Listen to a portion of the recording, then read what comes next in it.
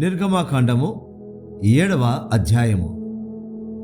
కాగా యెహోవా మోషేతో ఇట్లనెను, ఇదిగో నిన్ను ఫరోకు దేవునిగా నియమించితిని. నీ అన్న అహరోను నీకు ప్రవక్తగా నుండును. నేను నీకాజ్ఞాపించినది యావత్తు నీవు పలుకవలెను. ఫరో తన దేశముల నుండి ఇశ్రాయేలీయులను పోనీయవలెనని నీ అన్న అయిన అహరోను అతనితో చెప్పును. అయితే నేను ఫరో హృదయమును కఠినపరచి ఐగుప్తు దేశములో నా సూచక క్రియలను నా మహత్కార్యములను విస్తరింపజేసేదను. ఫరో మీ మాట వినడు గాని నేను నా చెయ్యి ఐగుప్తు మీద వేసి గొప్ప తీర్పుల చేత నా సేనలను ఇశ్రాయేలులైన నా ప్రజలను ఐగుప్తు దేశముల నుండి వెలుపలికి రప్పించేదను. నేను ఐగుప్తు మీద నా చెయ్యి చాపి ఇశ్రాయేలీయులను వారి మధ్య నుండి రప్పింపగానే నేను యెహోవానని ఐగుప్తీయులు తెలుసుకొందురు. నేను మోషే అహరోనులు యెహోవా తమకు ఆజ్ఞాపించినట్లు చేసిరి, అలాగుననే చేసిరి. వారు ఫరోతో మాట్లాడినప్పుడు మోషేకు 80 ఏండ్లు, అహరోనుకు 83 ఏండ్లు. మరియు యెహోవా మోషే అహరోనులతో ఇట్లనెను, ఫరో మీ శక్తి చూపుటకై ఒక మహత్కార్యము కనుపరచుడని మీతో చెప్పునప్పుడు నీవు అహరోనును చూచి నీ కర్రను పట్టుకొని ఫరో ఎదుట దాని పడ వేయుమనుము, అది సర్పమగను. కాబట్టి మోషే అహరోనులు ఫరో ఎదుటకు వెళ్ళి యెహోవా తమకు ఆజ్ఞాపించినట్లు చేసిరి. అహరోను ఫరో ఎదుటను అతని సేవకుల ఎదుటను తన కర్రను పడవేయగానే అది సర్పమాయెను. అప్పుడు ఫరో తన విద్వాంసులను మంత్రజ్ఞులను పిలిపించెను. ఐగుప్తు శకునగాండ్రు కూడా తమ మంత్రముల చేత అలాగే చేసిరి. వారిలో ప్రతి వాడును తన కర్రను పడవేసినప్పుడు అది సర్పమాయను గాని అహరోను కర్ర వారి కర్రలను మృంగివేయగా యెహోవా చెప్పినట్టు ఫరో హృదయము కఠినమాయెను గనుక అతడు వారి మాట వినకపోయెను. తరువాత యెహోవా మోషేతో ఇట్లనెను, ఫరో హృదయము కఠినమైనది, అతడు ఈ ప్రజలను పోనీయనొల్లడాయెను. ప్రొద్దున నీవు ఫరో ఎద్దకు వెళ్ళుము. ఇదిగో అతడు ఏటి దరికి పోవును. నీవు అతనిని ఎదుర్కొనుటకు ఏటి ఒడ్డున నిలిచి పాముగా చేయబడిన కర్రను చేతపట్టుకొని అతని చూచి, అరణ్యమందు నన్ను సేవించుటకై నా ప్రజలను పోనిమ్మని ఆజ్ఞాపించుటకు గాను హెబ్రీల దేవుడైన యెహోవా నన్ను నీ యొద్దకు పంపెను. నీవు ఇది వరకు వినకపోతివి. కాగా యెహోవా ఆజ్ఞ ఏదనగా నేను యెహోవానని దీని బట్టి నీవు తెలుసుకొందువని యెహోవా చెప్పుచున్నాడు. ఇదిగో నా చేతిలోనున్న ఈ కర్రతో నేను ఏటి నీటిని కొట్టుదను, అది రక్తముగా మార్చబడను. ఏటిలోని చేపలు చచ్చును, ఏరు కంపు కొట్టును. ఏటి నీళ్లు త్రాగుటకు ఐగుప్తీయులు అసహ్యపడుదురని చెప్పుమనెను. మరియు యెహోవా మోషేతో ఇట్లనెను, నీవు అహరోనుతో నీ కర్రను పట్టుకొని ఐగుప్తు జలముల మీద అనగా వారి నదుల మీదను వారి కాలువల మీదను వారి చెరువుల మీదను వారి నీటి గుంటలన్నిటి మీదను నీ చేయి చాపుము, అవి రక్తమగును. ఐగుప్తు దేశమందంతటను మ్రాను పాత్రలలోను రాతి పాత్రలలోను రక్తముండునని అతనితో చెప్పుమనెను. యెహోవా ఆజ్ఞాపించినట్లు మోషే అహరోనులు చేసిరి. అతడు ఫరో ఎదుటను అతని సేవకుల ఎదుటను తన కర్రను పైకెత్తి ఏటి నీళ్లను కొట్టగా ఏటి నీళ్ళన్నీ రక్తముగా మార్చబడెను. ఏటిలోని చేపలు చచ్చెను, ఏరు కంపు కొట్టెను. ఐగుప్తీయులు ఏటి నీళ్లు త్రాగలేకపోయిరి. ఐగుప్తు దేశమందంతటా రక్తముండెను. ఐగుప్తు శకునగాండ్రు కూడా తమ మంత్రముల వలన అట్లు చేయగా యెహోవా చెప్పినట్టు ఫరో హృదయము కఠినమాయెను. అతడు మోషే అహరోనుల మాట వినకపోయెను. జరిగిన దానిని మనస్సున పెట్టక ఫరో తిరిగి తన ఇంటికి వెళ్ళెను. అయితే ఐగుప్తీయులందరూ ఏటి నీళ్లు త్రాగలేక త్రాగు నీళ్ల కొరకు ఏటి ప్రక్కలను తవ్విరి. నిర్గమకాండము 8వ అధ్యాయము. యెహోవా ఏటిని కొట్టి 7 దినములైన తరువాత యెహోవా మోషేతో ఇట్లనెను, నీవు ఫరో ఎద్దుకు వెళ్ళి అతనితో, నన్ను సేవించుటకు నా జనులను పోనిమ్ము.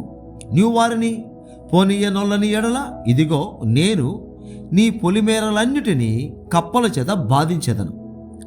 ఏటిలో కప్పలు విస్తారంగా పుట్టును.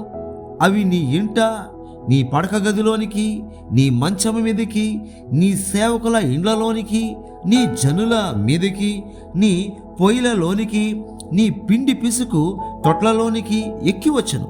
ఆ కప్పలు మీ మీదకి, నీ జనుల మీదకి, నీ సేవకులందరి మీదకి వచ్చునని యెహోవా సెలవిచ్చుచున్నాడని చెప్పుమనెను. మరియు యెహోవా మోషేతో ఇట్లా నేను, నీవు అహరోనును చూచి నీ కర్ర పట్టుకొని ఏటిపాయల మీదను, కాలువల మీదను, చెరువుల మీదను నీ చెయ్యి చాపి ఐగుప్తు దేశము మీదకి కప్పలను రాజేయుమని అతనితో చెప్పుమనగా, అహరోను ఐగుప్తు జలముల మీద తన చెయ్యి చాపాను. అప్పుడు కప్పలు ఎక్కి వచ్చి ఐగుప్తు దేశమును కప్పెను. శకునగాండ్రు కూడా తమ మంత్రముల వలన అలాగు చేసి ఐగుప్తు దేశం మీదకి కప్పలను రాజేసిరి. అప్పుడు ఫరో మోషే అహరోనులను పిలిపించి, నా యొద్ద నుండి, నా జనుల యొద్ద నుండి కప్పలను తొలగించమని యెహోవాను వేడుకొనిడి. అప్పుడు యెహోవాకు బలి అర్పించుటకు ఈ ప్రజలను అగత్యముగా పోనిచ్చేదన్న నేను. అందుకు మోషే, నన్ను గెలిచినట్టుగా నీవు అతిశయింపవచ్చును. ఈ కప్పల శేషము ఏటిలోనే ఉండునట్లును, అవి నీ మీదను నీ ఇండ్లలోనూ ఉండకుండా చంపబడినట్లును, నీ కొరకును, నీ సేవకుల కొరకును, నీ ప్రజల కొరకును నేనెప్పుడు వేడుకొనవలెనో చెప్పుమని ఫరోను అడుగగా అతడు రేపే అనెను. అందుకతడు, మా దేవుడైన యెహోవా వంటి వారెవరూ లేరు అని నీవు తెలుసుకున్నట్లు నీ మాట చొప్పున జరుగును. అనగా కప్పలు నీ యొద్ద నుండి, నీ ఇండ్లలో నుండి, నీ సేవకుల యొద్ద నుండి, నీ ప్రజల యొద్ద నుండి తొలగిపోవును. అవి ఏటిలోనే ఉండున నేను. మోషే అహరోనులు ఫరో యొద్ద నుండి బయలు వెళ్ళినప్పుడు యెహోవా ఫరో మీదికి రాజేసిన కప్పల విషయంలో మోషే అతని కొరకు మొరపెట్టగా, యెహోవా మోషే మాట చొప్పున చేసెను గనుక ఇళ్లలోనేమి, వెలుపలనేమి, పొలములలోనేమి కప్పలు ఉండకుండా చచ్చిపోయాను. జనులు వాటిని కుప్పలుగా వేసినప్పుడు భూమి కంపు కొట్టెను. ఫరో ఉపశమనము కలుగుట చూచి యెహోవా సెలవిచ్చినట్టు తన హృదయమును కఠినపరచుకొని వారి మాట వినకపోయెను. అందుకు యెహోవా మోషేతో, నీవు నీ కర్ర చాపి ఈ దేశపు ధూళిని కొట్టుము, అది ఐగుప్తు దేశమందంతటను పేలగునని అహరోనుతో చెప్పుమనగా వారు అట్లు చేసిరి. అహరోను తన కర్రను పట్టుకొని చెయ్యి చాపి ఆ దేశపు ధూళిని కొట్టినప్పుడు పేలు మనుషుల మీదను జంతువుల మీదను ఉండెను. ఐగుప్తు దేశమందంతటను ఆ దేశపు ధూళి అంతయు పేలాయెను. శకునగాండ్రు కూడా పేలను పుట్టించవలనని తమ మంత్రముల చేత అట్లు చేసిరి గాని అది వారి వలన కాకపోయెను. పేలు మనుష్యుల మీదను జంతువుల మీదను ఉండగా శకునగాండ్రు ఇది దైవశక్తి అని ఫరోతో చెప్పిరి. అయితే యెహోవా చెప్పినట్టు ఫరో హృదయము కఠినమాయెను, అతడు వారి మాట వినకపోయాను. కాబట్టి యెహోవా మోషేతో, నీవు ప్రొద్దున లేచి ఫరో ఎదుట నిలువు, ఇదిగో అతడు ఏటి యొద్దకు పోవును, నీవు అతన్ని చూచి నన్ను సేవించుటకు నా ప్రజలను పోనిమ్ము. నీవు నా ప్రజలను పోనీయని ఎడల చూడుము, నేను నీ మీదికిని, నీ సేవకుల మీదికిని, నీ ప్రజల మీదికిని, నీ ఇండ్లలోనికి ఈగల గుంపులను పంపెదను. ఐగుప్తీయుల ఇండ్లను, వారు నా ప్రదేశమును ఈగల గుంపులతో నిండి ఉండను. మరియు భూలోకములో నేనే యెహోవాను అని నీవు తెలుసుకున్నట్లు ఆ దినమున నేను నా ప్రజలు నివసించుచున్న గోషేను దేశమును వినాయించెదను. అక్కడ ఈగల గుంపులుండవు. నా ప్రజలను నీ ప్రజల నుండి ప్రత్యేకపరచెదను. రేపు ఈ సూచక క్రియ జరుగునని యెహోవా సెలవిచ్చినట్లు నీవు చెప్పవలెననెను. యెహోవా అలాగు చేసెను. బాధాకరమైన ఈగల గుంపులు ఫరో ఇంటిలోనికిని అతని సేవకుల ఇళ్లలోనికి వచ్చి ఐగుప్తు దేశమంతటా వ్యాపించను. ఆ దేశము ఈగల గుంపుల వలన చెడిపోయాను. అప్పుడు ఫరో మోషే అహరోనులను పిలిపించి, మీరు వెళ్ళి ఈ దేశములో మీ దేవునికి బలి అర్పించుడని వారితో చెప్పగా, మోషే అట్లు చేయతగదు, మా దేవుడైన యెహోవాకు మేము అర్పించవలసిన బలి ఐగుప్తీయులకు హేయము. ఇదిగో, మేము ఐగుప్తీయులకు హేయమైన బలిని వారి కన్నుల ఎదుట అర్పించిన ఎడల వారు మమ్ము రాళ్లతో కొట్టి చంపుదురు కదా. మేము అరణ్యములోనికి 3 దినముల ప్రయాణమంతా దూరము పోయి మా దేవుడైన యెహోవా మాకు సెలవిచ్చినట్లు ఆయనకు బలి నర్పించుదుమనెను. అందుకు ఫరో, మీరు అరణ్యములో మీ దేవుడైన యెహోవాకు బలి నర్పించుటకు మిమ్మును పోనిచెదను గాని దూరము పోవద్దు, మరియు నా కొరకు వేడుకొనుడనెను. అందుకు మోషే, నేను నీ యొద్ద నుండి వెళ్ళి రేపు ఈగల గుంపులు ఫరో యొద్ద నుండి, అతని సేవకుల యొద్ద నుండి, అతని జనుల యొద్ద నుండి తొలగిపోనట్లు యెహోవాను వేడుకొందును గాని యెహోవాకు బలి అర్పించుటకు ఫరో జనులను పోనీయక ఇకను వంచన చేయకూడదని చెప్పి ఫరో యొద్ద నుండి బయలు వెళ్ళి యెహోవాను వేడుకొనేను. యెహోవా మోషే మాట చొప్పున చేయగా ఈగల గుంపులు ఫరో యొద్ద నుండి, అతని సేవకుల యొద్ద నుండి, అతని ప్రజల యొద్ద నుండి తొలగిపోయాను. ఒక్కటైనను నిలువలేదు.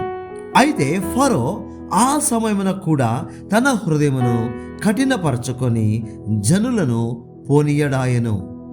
నిర్గమకాండము 9వ అధ్యాయము. తర్వాత యెహోవా మోషేతో ఇట్లనెను, నీవు ఫరో యొద్దకు వెళ్ళి నన్ను సేవించుటకు నా ప్రజలను పోనిమ్ము. నీవు వారిని పోనీయనొల్లక ఇంకను వారిని నిర్బంధించిన ఎడల, ఇదిగో, యెహోవా బాహుబలము పొలములోనున్న నీ పశువుల మీదకిని, నీ గుర్రముల మీదకిని, గాడిదల మీదకిని, ఒంటెల మీదకిని, గిద్దల మీదకిని, గొర్రెల మీదకిని వచ్చును. మిక్కిలి బాధాకరమైన తెగులు కలుగును. అయితే యెహోవా ఇశ్రాయేలీయుల పశువులను ఐగుప్తు పశువులను వేరుపరచును. ఇశ్రాయేలీయులకున్న వాటన్నిటిలో ఒక్కటైనను చావదని హెబ్రీయుల దేవుడగు యెహోవా సెలవిచ్చుచున్నాడని అతనితో చెప్పుమనెను. మరి యెహోవా కాలము నిర్ణయించి, రేపు యెహోవా ఈ దేశంలో ఈ కార్యము జరిగించుననెను. మరునాడు యెహోవా ఆ కార్యము చేయగా ఐగుప్తీయుల పశువులన్నీ చచ్చెను గాని ఇశ్రాయేలీయుల పశువులలో ఒకటి చావలేదు. ఫరో ఆ సంగతి తెలుసుకొని పంపినప్పుడు ఇశ్రాయేలు పశువులలో ఒకటి చావలేదు. అయినను అప్పటికి ఫరో హృదయము కఠినమైనందున జనులను పంపకపోయెను. కాగా యెహోవా, మీరు మీ పిడికిళ్ళ నిండా ఆవపు బుగ్గి తీసుకొనడి.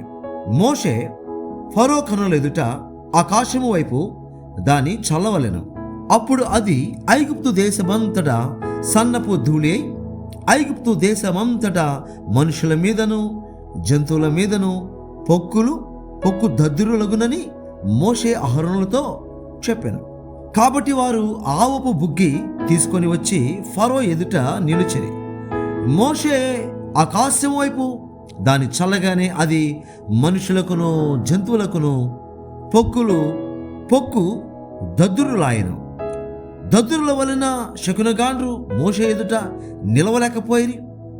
ఆ దద్దురులు శకునగాండ్రకును ఐగుప్తులందరికీ పుట్టెను.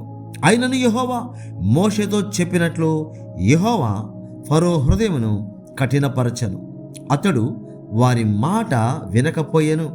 తరువాత యెహోవా మోషేతో ఇట్లనెను, హెబ్రీయుల దేవుడు అయిన యెహోవా ఇలాగు సెలవిచ్చుచున్నాడు, నీవు తెల్లవారగానే లేచిపోయి ఫరో ఎదుట నిలిచి నన్ను సేవించుటకు నా జనులను పోనిమ్ము. సమస్త భూమిలో నా వంటి వారెవరనూ లేరని నీవు తెలుసుకొనవలెనని ఈసారి నేను నా తెగులన్నీ నీ హృదయము నొచ్చునంతగా నీ సేవకుల మీదికిని నీ ప్రజల మీదికిని పంపేదను. భూమి మీద నుండకుండా నీవు నశించిపోవునట్లు నేను నా చెయ్యి చాపి ఉంటేనేని నిన్నును నీ జనులను తెగులుతో కొట్టివేసి ఉందును.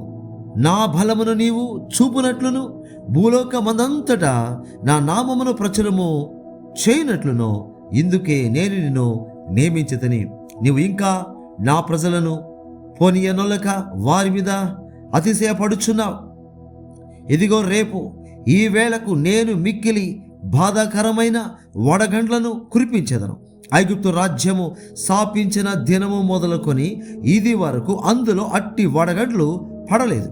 కాబట్టి నీవు ఇప్పుడు పంపి నీ పశువులను పొలములలో నీకు కలిగినది యావత్తును త్వరగా భద్రము చేయము.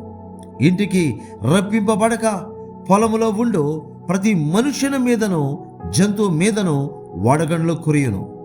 అప్పుడు అవి చచ్చునని చెప్పుమనెను. ఫరో సేవకులలో యెహోవా మాటకు భయపడిన వారు తన సేవకులను తన పశువులను ఇళ్లలోనికి త్వరగా రప్పించెను.